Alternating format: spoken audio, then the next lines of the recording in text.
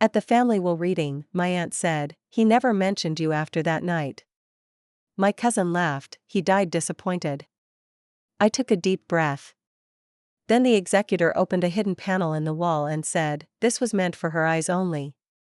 I, 53 female, went to my estranged father's will reading after not speaking to him for over 30 years. My aunt and cousin made some cruel remarks implying I'd been forgotten and that he died ashamed of me. I stayed quiet. Then the executor opened a secret compartment in the wall, pulled out a box, and said it was meant only for me. What was inside completely appended everything I thought I knew about my past. My father's final secret one I almost didn't hear has changed my life in ways I'm still unpacking. I'm writing this both to vent and to ask, how do you deal with learning your whole family history was built on lies? I hadn't stepped foot in that house since I was 17. It looked the same stately, vine-covered, and solemn, like it had always been holding its breath. The kind of place that didn't feel like home even when you lived there. I went back because of obligation, not grief. My father, Jasper Whitlow, had passed away in his study. Heart failure. Quiet, sudden, and solitary, just the way he lived most of his life. There was no grand funeral. Just a formal will reading scheduled with his estate lawyer, Mortimer Gray, at the house I grew up in, or more accurately, existed in, like a quiet tenant of someone else's life. My daughter, Willa, 22 female, insisted on coming with me. She said I shouldn't have to face them alone. She'd never met her grandfather, but she'd heard plenty. Enough to know he wasn't someone I missed. We arrived in Savannah around noon. Hot, sticky, southern spring air wrapped around us like memory. The driveway was already packed with cars. Inside, I could hear the low hum of family members catching up like they hadn't spent years ignoring each other. The living room was like a museum, nothing touched, nothing warm. There was Isla, my stepsister, dressed in muted Chanel and sipping something that looked expensive and bitter. Her husband, Terence, stood near the fireplace, perfectly indifferent. Aunt Rowena sat perched near the antique globe, draped in her usual widow's shawl, though she hadn't lost anyone in decades. They barely glanced at me when I walked in. The tension was thick. That kind of social frost that doesn't come from strangers, but from people who know exactly who you are and have already decided you're not welcome. The will reading started quickly. Mortimer was an older man with eyeglasses and a soft voice, someone who looked like he came with the house. The usual lines were read. The estate, the stocks, the coin collection, all neatly divided. Isla was given the house, Terence received some valuable assets, and Rowena was given private correspondence. No surprises. It was all very expected. Then Mortimer cleared his throat. And to my biological daughter, Marla Elaine Whitlow, he read, I leave the sum of $1. There was a long, awful silence. Rowena shifted in her seat.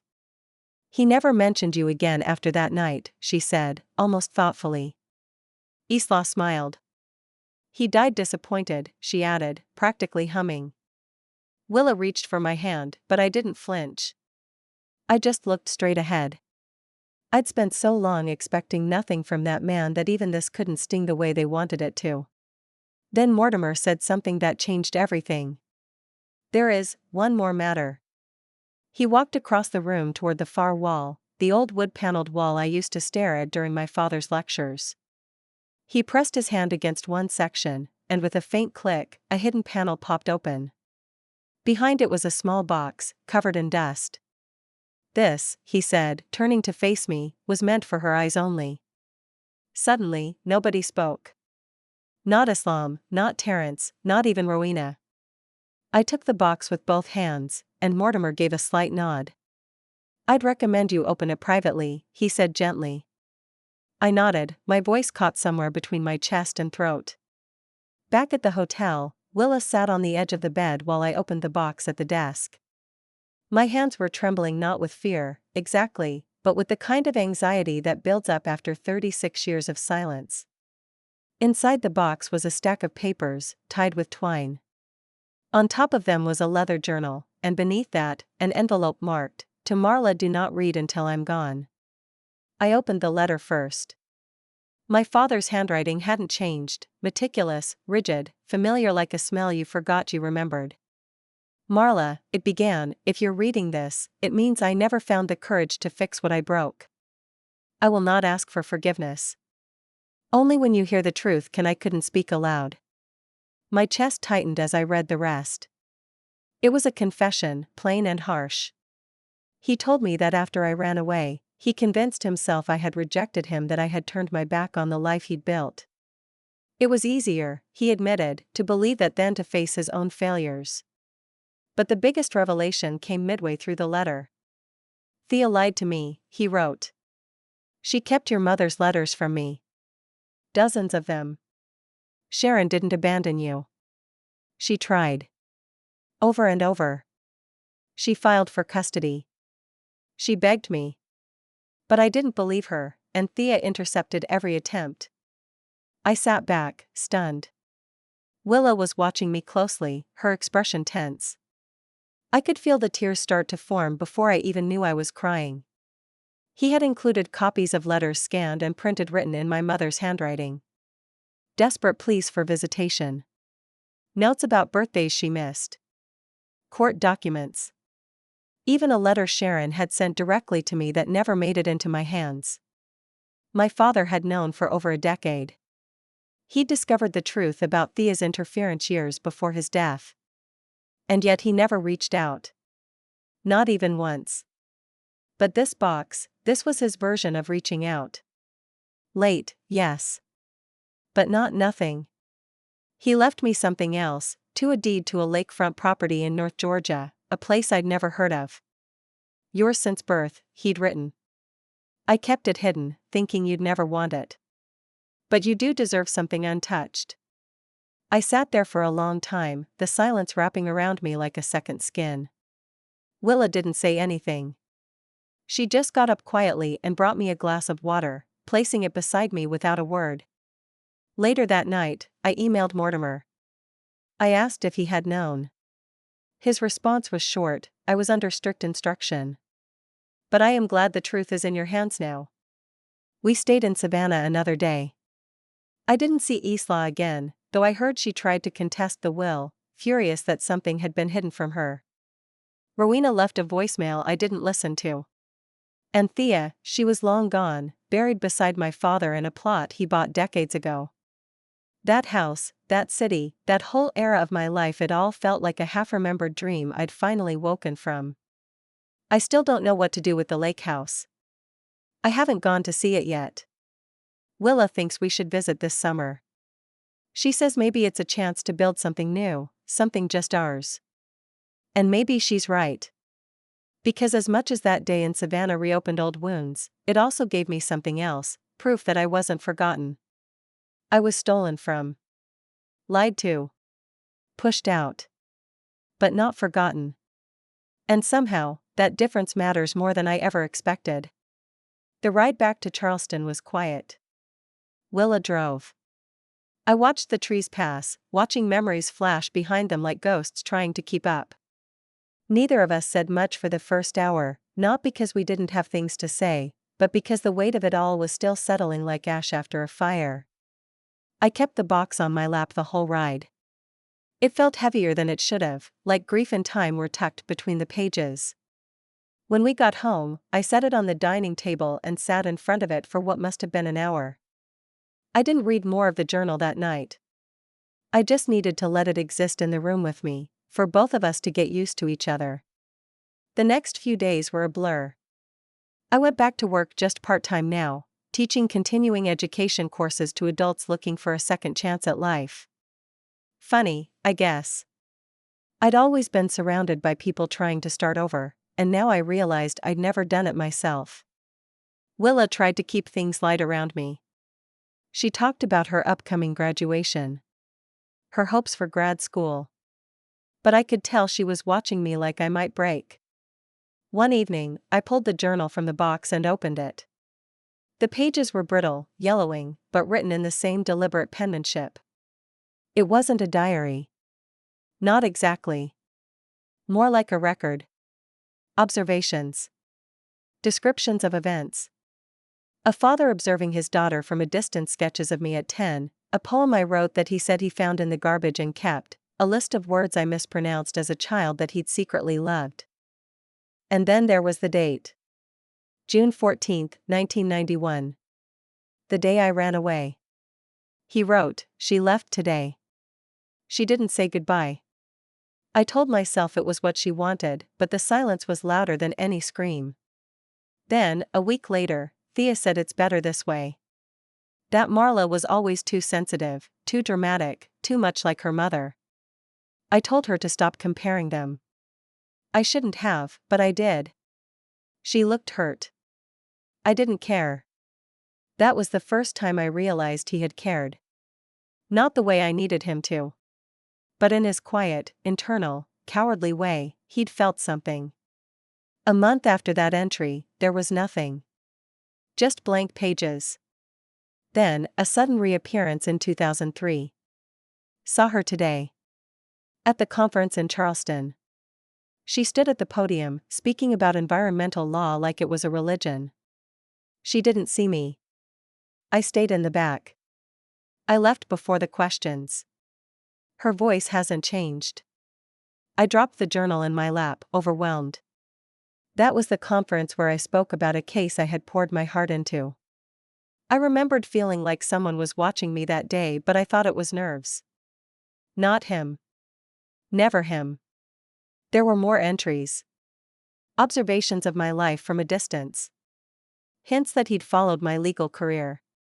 One entry even referenced the obituary for Dean, my late husband. She buried him last week. I wanted to send flowers. I didn't. Thea said it would be inappropriate. That the door was shut. She's right, of course. Still, I thought about it. All day. He never sent flowers. But he kept a clipping of Dean's obituary in the journal. I wanted to feel anger. Part of me did. But it was too tangled with sorrow. With the slow realization that he hadn't completely erased me. He had just chosen cowardice over redemption. And now, he is gone. I would never get the words in his voice. Only his writing. Only fragments of guilt stitched into dusty pages. A week after returning home, I got a call from Mortimer. "There's another matter," he said, always so calm, so practiced. "Another?" "It concerns the Dahlonega property," he explained. "We never listed it in the formal will. Your father asked that it remain off the record. But now that you've read the letter, I think it's time you see it." I hadn't decided what I'd do with the land. At first, it felt like a weight. Another legacy from a man I barely knew anymore. But something about Mortimer's tone made me curious. So I agreed. Willa and I drove up that weekend. For hours through winding highways and past sleepy Georgia towns with rusting gas station signs and Baptist church marquees offering salvation in mismatched plastic letters. The property was secluded, tucked beside a wide, glassy lake surrounded by pines and thick moss. The cabin was old but solid. You could see the years on the shutters, the weathered porch boards, the vine creeping up one corner like a hand trying to pull it back into the woods. Mortimer met us there, with a folder in hand. "This was purchased in 1972, he said, handing me the documents. "Your name was placed on the title shortly after your birth. Jasper maintained it all these years. Quietly. Paid taxes through a shell company. Never visited after you left." I walked through the cabin, each step creaking like it had waited to be heard. The furniture was sparse but intact. The walls held no photos. But there was one room in the back locked, of course that Mortimer unlocked with a key he'd brought. Inside was a small room with a single twin bed, a writing desk, and shelves of children's books. My books. Some of them had my name scribbled inside the covers in child handwriting. It was a room he built for me. Not Thea. Not Islam. Me. There were no words. Just silence. Just the sound of Willa's breath behind me. I sat on the bed. It held my weight, though the mattress was thin. He prepared a room for me even after I was gone. Mortimer didn't stay long. He gave me the key, shook my hand, and left. Willa and I stayed the night. We lit the fireplace, made tea, and sat on the porch as dusk settled over the lake. "You're quiet," she said softly. I didn't respond at first. I was still listening to the wind through the pines, to the crickets. To something inside me breaking and knitting itself together all at once. "I don't know what this place is yet," I said finally. "A gift? A guilt offering? A trap?" Willa leaned against my shoulder. "Maybe it's all of that," she said. "But it's also yours now. It doesn't have to be his anymore." She was right. And that thought settled over me like a warm blanket. Maybe this story didn't have to be about him anymore. Maybe this could be the start of mine. We stayed at the lake house for 3 nights. I hadn't planned to. I'd only packed enough for the weekend, but something in the place made it hard to leave. It was quiet in a way the city never was. Not empty, just still. The kind of stillness that forces you to listen to yourself, which, if I'm being honest, is something I hadn't done in years. The second morning, I found myself rearranging the kitchen cabinets. Not cleaning, just touching. Willa came in and saw me holding an old wooden spoon like it was some kind of relic. "You gonna sanctify that, or use it?" she asked, smirking. I laughed, genuinely, for the first time in days. "I think I just needed to hold something that wasn't loaded with meaning," I told her. That's what it felt like. Everything in my father's world had always carried weight, symbolism, expectations, judgment. But here, this cabin, though built by him, felt lighter. Maybe because it had been untouched for so long. Maybe because it hadn't been poisoned by years of cold dinners and colder stares. We spent our days walking around the lake, cooking simple meals, and talking in a way we hadn't in a long time. Not about school or bills or who left the dishes in the sink, but about real things. Past things. Hidden things. The third night, we sat in front of the fire with mugs of tea, and I finally told her about the day I left home. "I didn't plan it," I said. "I just reached a point where staying felt like being erased slowly. Every day I stayed, I felt less like a person and more like a problem." Willa didn't speak. She just nodded, eyes wide, absorbing.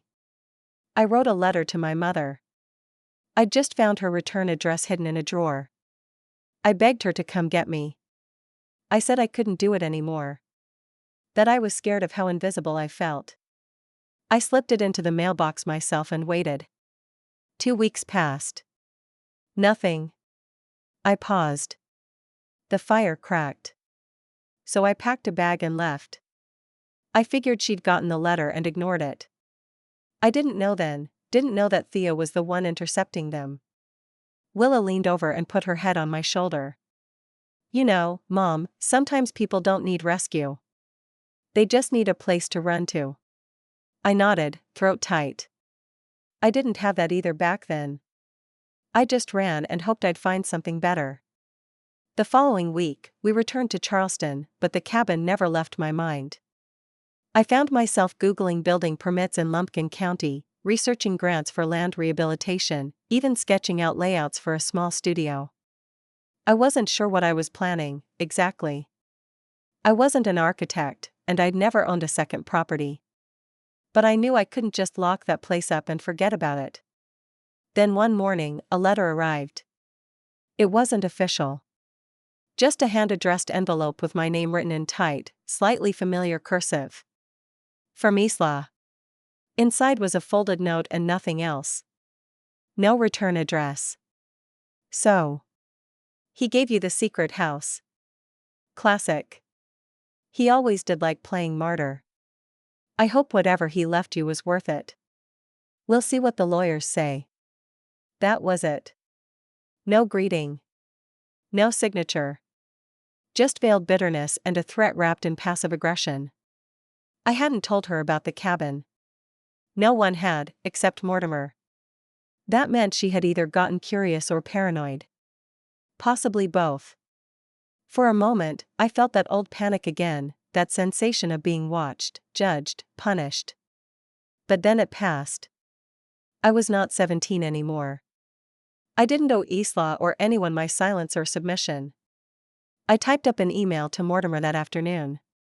Can Isla contest this? There's no mention of the property in the public will, but she's implying legal action. His reply came the next day. She can try. But Jasper took meticulous steps. The property was legally deeded to you decades ago. The only reason it was off record is because he wanted to ensure it wouldn't become a bargaining chip or power move. It was protected. It is yours. I read his words twice, then closed my laptop. It was mine. Not because I fought for it. Not because I earned it in his eyes. But because it had always been mine, and someone had finally admitted it even if it came too late to matter the way it should have. A few days later, I did something I hadn't done in years. I called my mother's sister, Aunt Jeannie. We hadn't spoken since Dean died. Not out of any falling out, just time and distance. She answered on the second ring. Marla? She said. Is everything okay? I asked if I could come visit. She lived outside of Asheville, just a couple hours north. She hesitated, but only for a second. Of course, she said. Come whenever you want. The next weekend, I drove up. Alone. Willa stayed behind, she had midterms, and I think she also knew I needed to do this by myself. Aunt Jeannie's house smelled the same. Lemons and old quilts. She looked older, more fragile, but her eyes lit up the same way they always had. I told her about the will. The journal. The hidden letters. She didn't interrupt. Just sat and listened, tears in her eyes. Sharon tried, she said quietly. Your mama didn't stop writing. I mailed some of those letters myself. My throat closed. She used to sit by the window every Sunday with that yellow envelope, just waiting. Always hoping you'd show up on her porch with it in your hand. I nodded slowly, the guilt crawling up my spine. She died still believing she failed you, Jeannie said, wiping a tear. But maybe you know the truth now, maybe that means something. It did. It meant everything and nothing all at once. We spent the rest of the day going through her photo albums, ones I'd never seen. Pictures of me as a baby on my mother's lap, of us in the park, at the beach, in the bathtub with bubble beards. Things I had no memory of, but felt deep in my bones. Proof that she hadn't left me behind. That she'd held on. When I got back to Charleston, I sat down and wrote a letter. To Isla. Not to reconcile. Not to provoke. Just to state things plainly.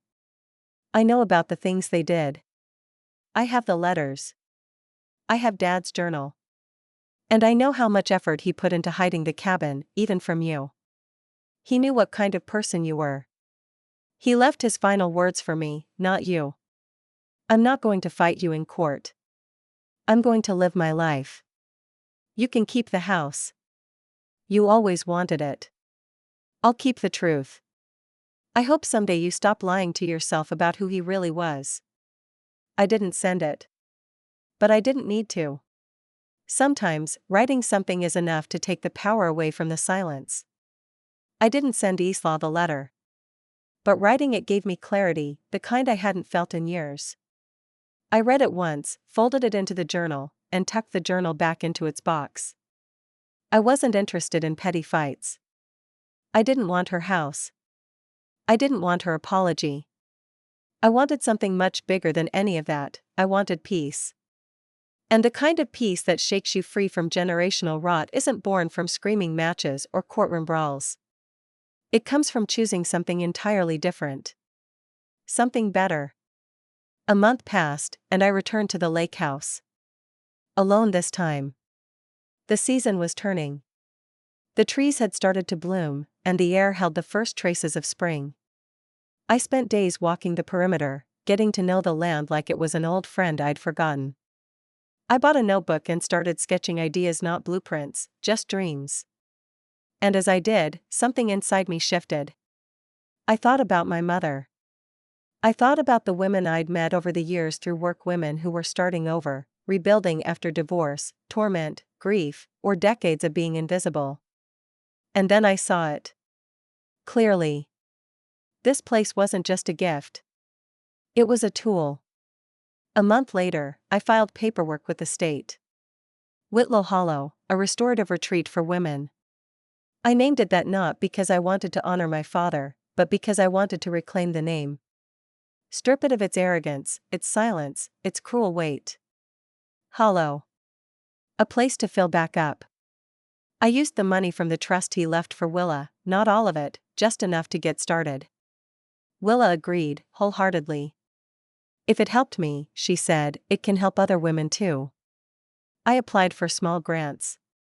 Posted locally. Talked to nonprofits in Charleston and Athens. I wasn't trying to build a business. I was trying to build a refuge. A space for women to stay for a weekend or a month. For women who needed solitude. Reflection.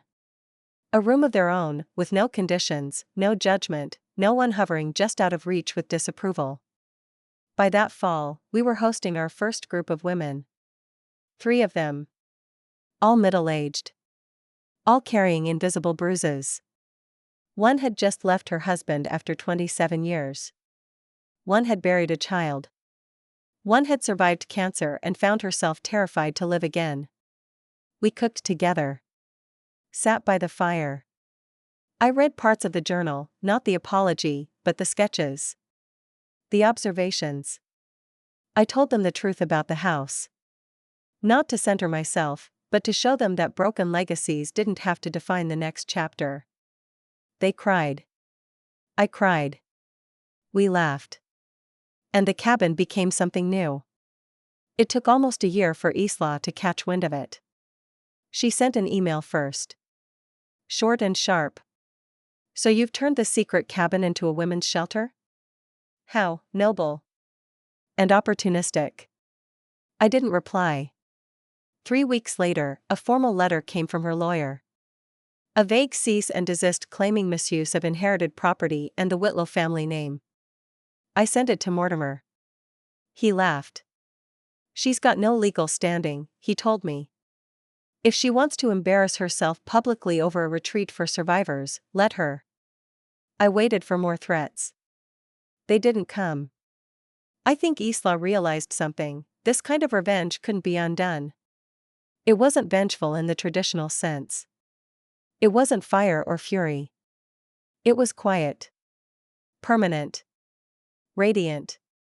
Because I had taken what our family buried: pain, silence, shame, and turned it into something honest. And useful. She couldn't take it back. She couldn't compete with it. She couldn't erase it.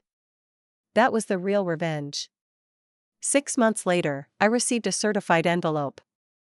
Inside was a copy of the house deed for the Savannah estate. Isla had sold it. She didn't send a letter, didn't leave a note. But the sale was public record. She offloaded it to a development firm for millions, I'm sure. She left Savannah entirely. Maybe she thought if she moved far enough away, the truth would feel smaller. But the truth doesn't shrink. It waits. 2 years have passed since then. Whitlow Hollow is now home to a rotating circle of women from all over the South. We're not in rehab. We're not a business. We're just a place. A quiet, kind place. Willa lives nearby now. She helps with logistics and administration. She's studying to be a therapist.